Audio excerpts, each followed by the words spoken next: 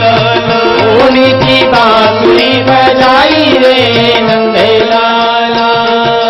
बंसी की आवाज मैंने मंदिर में सुनी थी, बंसी की आवाज मैंने मंदिर में सुनी थी। पूजा पूजा अधूरी छोड़ाई रे नंद लाला, पूजा अधूरी छोड़ाई रे नंद लाला। नंद लाला रे बज गोपाल, नंद लाला रे बज गोपाल।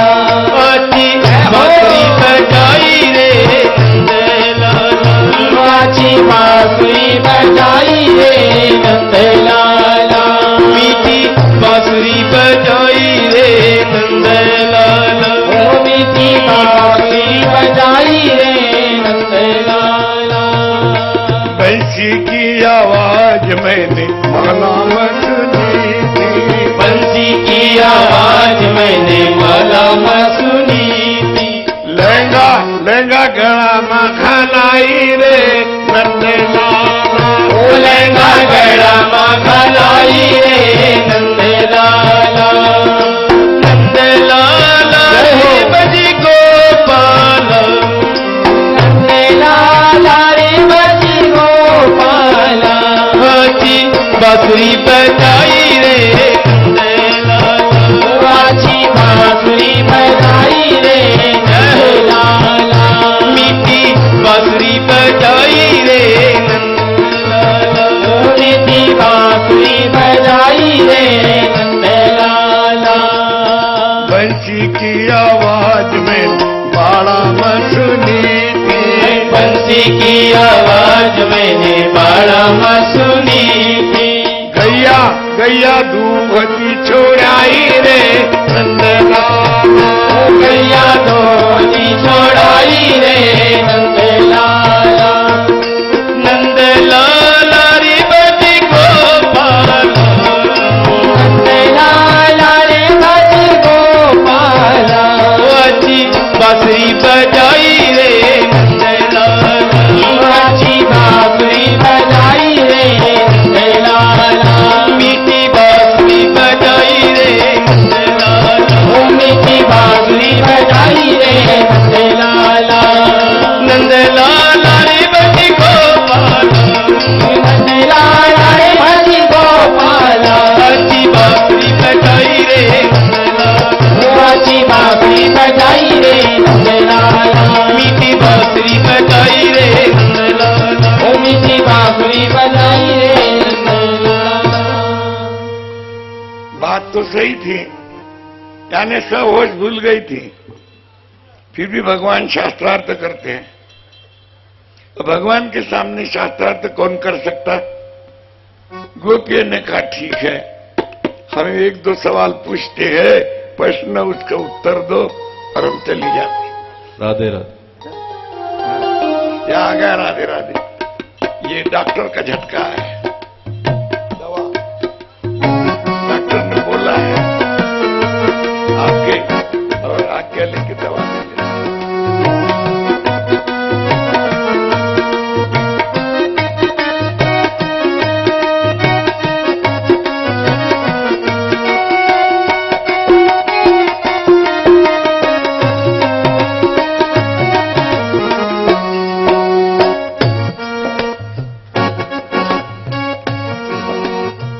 तो भगवान को कहते हैं हमारे एक दो प्रश्न के उत्तर दे दो, हम चली जाएंगे।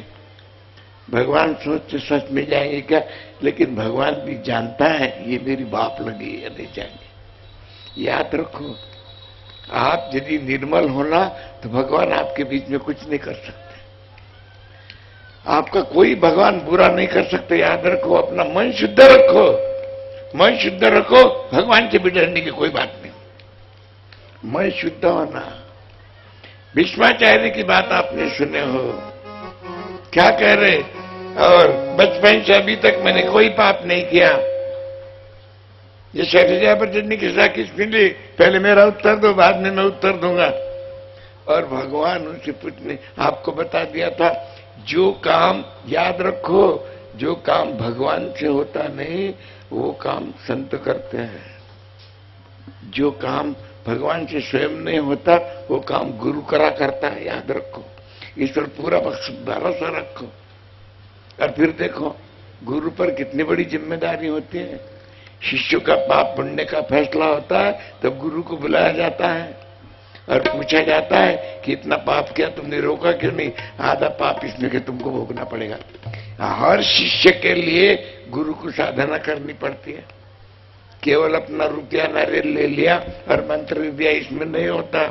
नहीं तो आजकल क्या हो गया, और लालची गुरु लोभी चेला दोनों का नरक में ठेलम ठेला। ऐसा हो गया। क्यों अपना भी नाम खराब करते, क्यों गुरु का भी नाम खराब करते? मन एकाग्र रखो। तो वे और गोपियों ने पूछ लिया कि हमारे एक दो प्रश्नों का उत्तर आप दे दो। ठीक है, गोपियों ने पूछा कोई भी व्रत काय के लिए करते हैं? कहे मन के शुद्धि के लिए। मन की शुद्धि होने के बाद में क्या होता है? भगवान उस मन में बैठ जाते हैं। बात सही है? बोले हाँ। और फिर हमने कात्यायनी व्रत किया? कहा। हमारा मन शुद्ध हुआ? कहा। आप हमारे मन में बैठे चुपचाप। देखो भगवान को भी निरुत्तर कर दिया। मन में बैठे, आप हमारे मन में बैठे? कहा। अब कैसे निकलोगे? फिर आपने ही बोला ना। भगवान को निरुत्तर कर दिया। फिर भी शास्त्रार्थ करते हैं। फिर और प्रश्न पूछती है। एक पतिव्रता स्त्री है, उसका ये नियम है कि प्रतिदिन पति की पूजा के सिवा और चरणामृत लिए सिवा कोई चीज ग्रहण नहीं करते। उसका नियम चालू है। एक बार पति को परदेश जाने का समय आ गया तो फिर उसने क्या करना चाहिए? भगवान को पूछते हैं। भगवान ने कहा पति की एक प्रतिमा बना के रख देना चाहिए और उसकी पूजा करना चाहिए, उसका चरणामृत देना चाहिए। अच्छा, ले रही है। एक बार और वे एक दिन बैठी है, पूजा का साहित्य रखा है, पति की प्रतिमा भी सामने रखी है। अब पूजा शुरू करना है। उतने में पतिदेव द्वार में आ गए और उन्होंने आवाज लगाई कि मैं आ गया। तो क्या करना है? सीधी बात है, प्रतिमा को छोड़ दो, पति को पकड़ लो। बात सही है बिल्कुल। तो महाराज प्रतिमा घर में पड़ी है। देखो भगवान की शब्द भगवान को सुना देती है। अमात्मा गुणाकेश सर्वभूताशय स्थित अमादिश्च मध्यम च भूतानामन्तैव च। निरुत्तर हो गए भगवान। फिर भी शास्त्रार्थ करती है। तब भगवान कहते हैं और आपका एक ही प्रश्न का उत्तर दे दो, चले जाएंगे। भगवान जानते हैं और कहे मृत्यु के समय किसका नाम मुख में आएगा? आना चाहिए कि भगवान का। भगवान का नाम मुख में आने से क्या होता है? वो जीव भगवान को जाके मिलता है। सही बात है? हाँ बिल्कुल सही। अब हम यहां से चले जाएंगे, तड़प तड़प के मर जाएंगे और मरते मरते आपका नाम हमारे मुंह में आएगा तो हम किसको मिलेंगे? देख रहे, घबरा गए भगवान के। हम किसको मिलेंगे?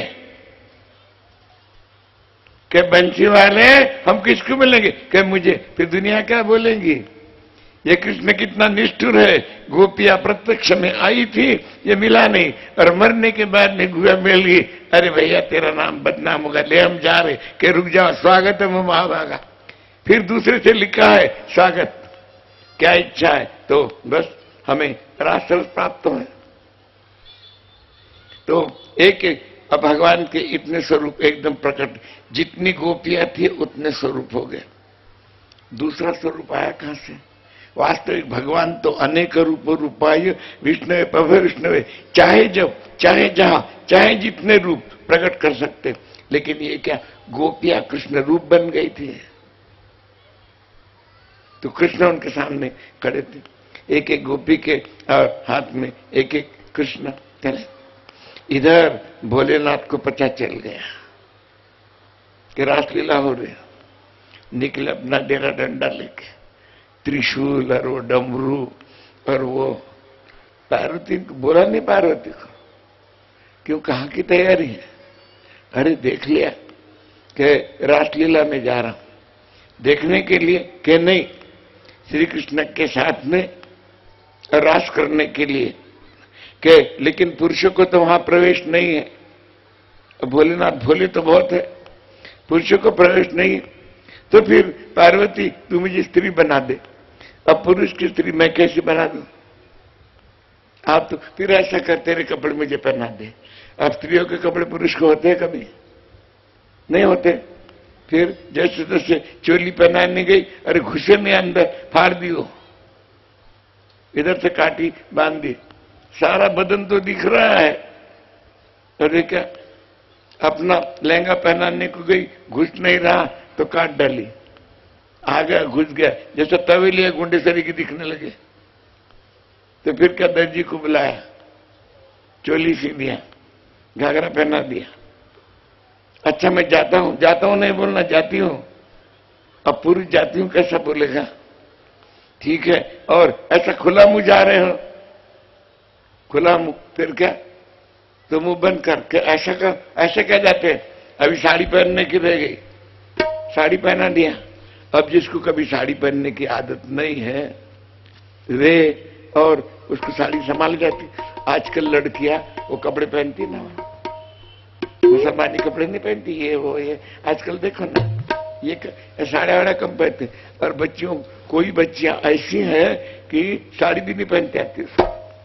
और फिर कोई देखने को आता है तो बोलते भाई बच्ची साड़ी में दिखाओ। एक बार हम एक जगह गए थे और वो कॉलेज में पढ़ने, कॉलेज में क्या अच्छी पोस्ट ग्रेजुएट बच्ची हो गई थी, साड़ी बिल्कुल कभी पहनी नहीं, आई पहन के साड़ी, और संभाले नहीं गई, यूं कर रही, यूं साड़ी कर रही। वो बोले गुरुजी ऐसा क्यों कर रही हो? मुझे इसका कारण है, साड़ी पहनना नहीं आता। उसको डर लगता है खुल जाएगी तो कितनी मुश्किल हो जाएगी।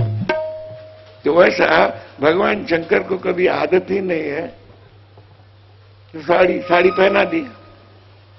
अच्छा गए, जाता हूं, ऐसा करे, क्या ऐसा नहीं, मुंह खुला नहीं रखना, मुंह बंद रखो। भगवान शंकर ने कहा कि जी घबराता है, ऐसा देखो, ऐसा भी देखेंगे। फिर भगवान ने कहा, शंकर ने देखना कैसा है? पार्वती ने कहा आप ऐसा देखो, ऐसा यदि आप देखोगे तो आपको सब दिखोगे। लेकिन भगवान शंकर ने किया और जम गया, तालीम बहुत बढ़िया हो गई। अच्छा जाता हूं, ऐसे चलने लगे धमाधम, के बाद जंग करने के लिए नहीं जा रहे हो, जरा धीरे चलो। अब आदमी तो अपने हिसाब से चलेगा, चले और तुरंत कहे, और त्रिशूल छोड़ दो, त्रिशूल भी ले लिया हाथ में। क्या त्रिशूल के अच्छा होगा? त्रिशूल होता तो 2-4 गोपियां घायल कर देते। डमरू नहीं लेना कहे, लेकिन चुपचाप डमरू छिपा लिया है, और गए वहां पर, वहां गए। अब भगवान शंकर ऊंचे पूरे तंदुरुस्त, वहां गए। गोपियों ने पूछा, ए गोपी कहां से आ रही? कि मैं कैलाश से आ रहा हूं। नहीं मैं आ रही हूं। कि भाई मुंह खोलना, कि मैं कभी मुंह नहीं खोला करती। अजीब है, कितनी बड़ी गोपी है। जा कृष्ण के पास भेज दिया। श्री कृष्ण 9 साल के, ये ऊंचे पूरे तगड़े के जाके खड़े हो गए, धम के श्री कृष्ण पीछे हो गए। ए गोपी कहां से आई? कि मैं कैलाश से आया हूं, मैं आई हूं। कि मुंह खोल, कि मैं मुंह नहीं खोला करता, कभी खोला करते। भगवान शंकर ने, कृष्ण ने कहा अजीब गोपी है, हाथ में हाथ लिया। अब भगवान शंकर 9 साल के, और ये हाथ इतने बड़े बड़े, इसमें चूड़ियां भी देखिए, इतनी बड़ी बड़ी चूड़ियां थी। भगवान कृष्ण ने सोचा कि ये गोपी है कि गोपा है। अरे खोल, अब रासलीला में संगीत और नृत्य की कोई जरूरत नहीं है, लेकिन ये एकता के लिए लिया है। तो रासलीला का संगीत जो है, नृत्य है, वो लास्य नृत्य है। और भोलेनाथ को एक ही आता है तांडव, लास्य का। और रासलीला शुरू हो गई और गोपियां प्रेम से बोलने लगी, नाचेरी नंदलाला नंदलाला, नाचे रे नंदलाला नंदलाला, लाला नाचे रे नंद लाला नंद लाला नित्य नित्य सुंदर मुखार बिंदम नाचे रे नंद लाला नित्य नित्य सुंदर मुखार बिंदम नाचे रे नंद लाला। गोपियां तो नाट्य नृत्य कर ले और भोलेनाथ नाचे रे नंदलाला नाचे रे। तो चुपचाप डमरू भी निकाल लिया, दबान भरे और मुंह भी सारा खुल गया, मुंह खुल गया और आंख बंद, नाचे रे नंदलाला। वो साड़ी भी खुल गई, कितना अच्छा घाघरा था, चोली और घाघरा बस, बाकी साड़ी वाली छुट्टी, नाचे रे नंदलाला नाचे रे एकदम। भगवान श्री कृष्ण ने कहा भोलेनाथ भोलेनाथ एकदम, और भगवान शंकर ने कहा ये साड़ी है कहाँ, साड़ी तो गिर गई नीचे, सब उस पर नाच रहे हैं। वो डमरू भी एकदम हाथ से मुंह ढक लिया। भगवान ने हाथ बाजू करे कि भोलेनाथ आपको भेष काय को बदलना पड़ता है, शिव से हृदय विष्णु, विष्णु से हृदय शिव, अब एक दूसरे का हृदय है। रासलीला के पहले और हरिहर का मिलन हुआ है और भगवान शंकर जो रासलीला की बंसी है वो बंसी बने। बंसीवट नाम का स्थान जो वृंदावन में है, वहां जाके देखो भगवान शंकर की गोपी के वेश की मूर्ति आज भी दिखती है। और गोपियों ने कहा पुरुषों को प्रवेश नहीं गए, वहां जाओगे आप बंसीवट में, वहां गोपेश्वर महादेव है। आपको पता है ब्रजभूमि के चारों तरफ भगवान शंकर रक्षक करके बैठे और जय जयकार करते हैं भक्तगण, बोलिए गोपेश्वर भगवान की जय। और तो रासलीला चलते चलते गोपियों का आम हो गया और कृष्ण याद रखो हमें थोड़ा सा भी आम हो गया कि भगवान हमसे अदृश्य हो जाते। भगवान अदृश्य थे, वेद कहते हैं सर्वम खलविदम ब्रह्म, सब ब्रह्म है तो भगवान अदृश्य तो कभी हो नहीं सकते। फिर यहां कैसे लिखा भगवान अदृश्य नहीं होते लेकिन अपने को दिखते नहीं। कैसे नहीं दिखते? देखो सूरज कभी दिखता नहीं, ऐसा होता क्या? नहीं। और कभी कभी सूरज दिखता नहीं है, क्यों? सूरज तो वही है लेकिन ऊपर बादल आ गए हैं करके दिख नहीं रहा। वैसा और वासना के बादल जब हमारे आंख पर आ जाते हैं तो हमारे पास में भगवान होके दिखाई नहीं देता। यही तो हालत है आपकी और हमारी। भगवान तो हमारे पास में है लेकिन वासना के बादल आए दिखता नहीं। जब दिखे नहीं थे तब गोपियों ने और व्याकुल होकर गान किया।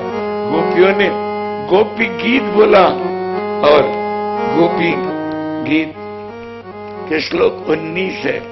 व्याकुल गोपियां गा रही है, ब्रज के नंद लाला राधा जी के सावरिया, ब्रज के नंद लाला राधा जी के सावरिया, सभी दुख दूर हुए जब तेरा नाम लिया, सभी दुख दूर हुए जब तेरा नाम लिया, सभी दुख दूर हुए जब तेरा नाम लिया।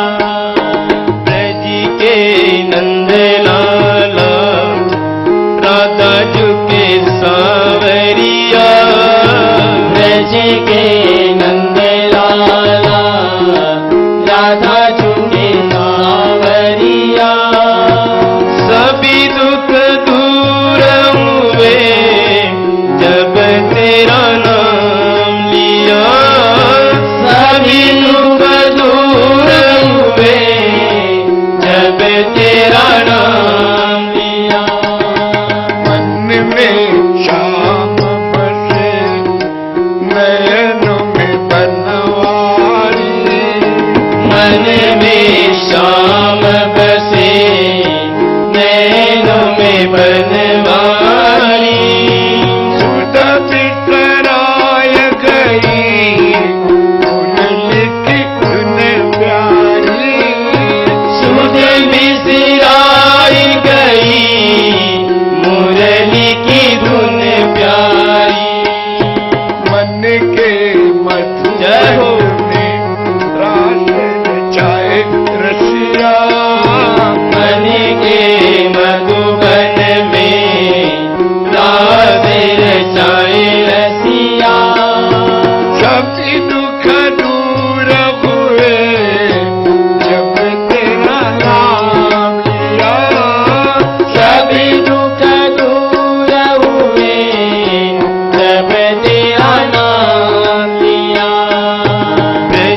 नंद लाला राधा झुके सावरिया ब्रज के नंद लाला राधा झुके सावरिया सभी दुख दूर हुए जब तेरा नाम लिया सभी दुख दूर हुए जब तेरा नाम लिया देख रहा है तू मेरे दुख सारे देख रहा है तू मेरे दुख सारे सपनों से टूटे रे आशाओं के तारे सपनों से टूटे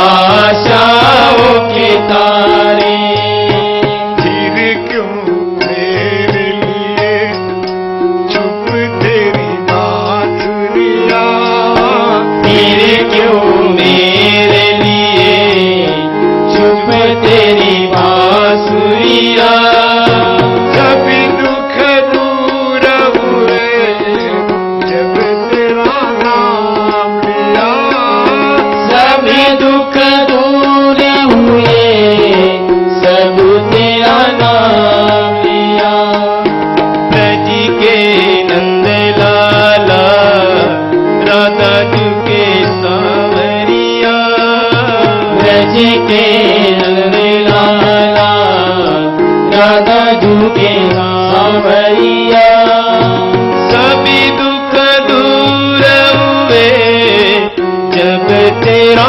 नाम लिया सभी दुख दूर हुए जब तेरा नाम लिया जब तेरे गोकुल पे आया दुख भारी जब तेरे गोकुल में आया दुख भारी एक इशारे पर सब विपदा तारी एक इशारे पर सब विपदा टाली उठ गया गोवर्धन जब तूने देख लिया उठ गया गोवर्धन जब तूने देख लिया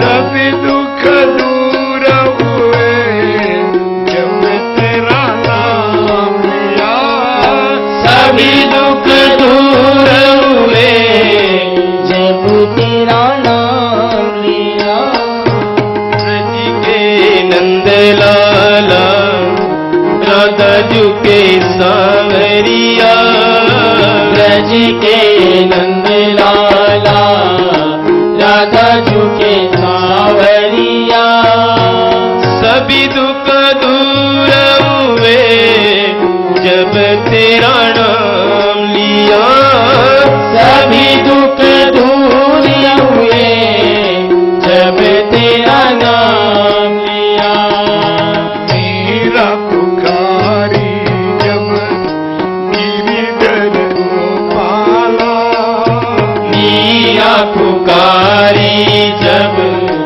गिरिधर गोपाला ढल गया अमृत में विष का भरा प्याला ढल गया अमृत में विष का भरा प्याला कौन मिटाए उसे जिसे तू राखे पिया कौन मिटाए उसे जब तू राखे पिया कौन मिटाए उसे जिसे तू राखे पिया कौन मिटाए उसे जिसे तू राखे प्रिया सब दुख दूर हुए जब तेरा नाम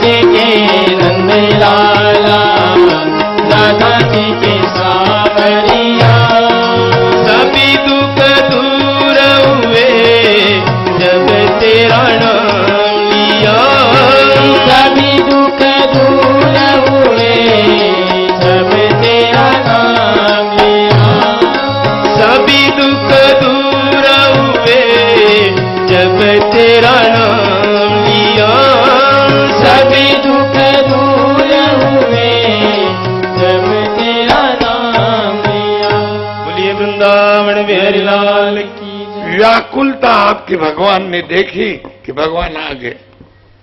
वल्लभाचार्य जी ने सुबोधिनी में लिखा है, नहीं साधन संपत्त्या हरितुष्यति कश्चित् भक्तानाम दैन्यमेव कम हरितोषण साधनम। बस व्याकुल हो जाओ भगवान के लिए। संसार के लिए तो बहुत व्याकुल होते हैं, भगवान के लिए थोड़े व्याकुल हो के आप देख लो। तो और फिर भगवान प्रकट हुए, रासलीला हुई, और भगवान ने एक दिन को 6 महीने की रात्रि बना दी। और जब ब्रह्मा जी और कामदेव परीक्षा लेने के लिए आए, हार गए। कामदेव का एक नाम मदन है, मदन को भी मोहित कर दिया करके भगवान का एक नाम हो गया मदन मोहन। बोलिए मदन मोहन भगवान की। और ब्रह्मा जी को शंका हो गई कि गोपिया और श्री कृष्ण निष्काम तो है, लेकिन दूसरे स्त्रियों के साथ में इतना नृत्य करना धर्म को पकड़ के नहीं है। और भगवान समझ गए, बोले बुड्ढे को धर्म मैंने सिखाया और मेरी परीक्षा लेता। तो यहीं से भगवान ने क्या किया, सब गोपियों को अपना रूप दे दिया। एक भी गोपी नहीं दिखी, सब कृष्ण ही कृष्ण। ब्रह्मा जी ने देख लिया और वहीं से क्षमा याचना करी और जय जयकार करी। बोलिए रास बिहारी लाल की जय। और 33वें अध्याय में रासलीला पूरी होती है। 33वें अध्याय में राजा परीक्षित ने एक प्रश्न पूछा है कि और पूर्ण काम होके भी भगवान ने ऐसा क्यों किया। देखो, और सत्वगुण रजोगुण तमोगुण 3 गुण है, फिर रजोगुण आ गया। क्यों किया? भगवान ने आधे श्लोक में उनका समाधान कर दिया। रे में रमेश उदन भी यथा यर्बका, जैसा एक बालक और आईने में ही अपनी प्रतिमा के साथ खेलता है, ऐसे सब प्रतिबिंब के साथ में भगवान ब्रह्मांड है। 33वें अध्याय में रासलीला पूरी होती है। 34वें एक अध्याय में सुदर्शन विद्याधर की कथा है। सुदर्शन नाम का विद्याधर यानी गंधर्व, और गंधर्व तो बड़े सुंदर होते हैं।